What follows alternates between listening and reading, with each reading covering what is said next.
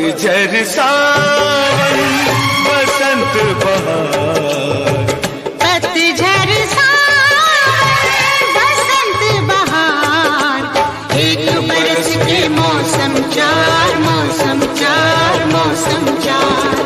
पांचवा मौसम प्यार का इंतजार का, पांचवा मौसम प्यार का इंतजार का, पतझड़ सावन बसंत बहार।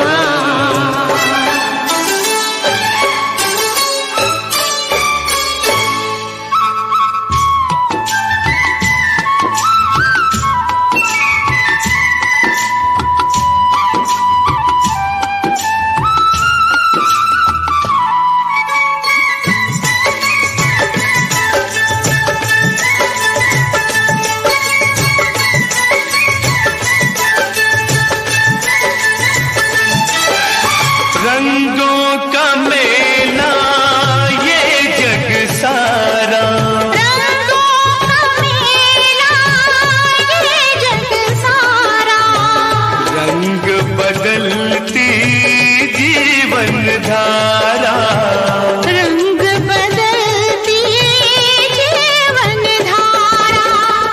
प्यार का रंग है सबसे प्यारा, प्यार का रंग है सबसे प्यारा, रंग बिरंगे रंग हजार, रंग हजार। पतझड़ सावन बसंत बहार, पतझड़ सावन बसंत बहार, एक बरस के मौसम चार, मौसम चार, मौसम चार। पांचवा मौसम प्यार का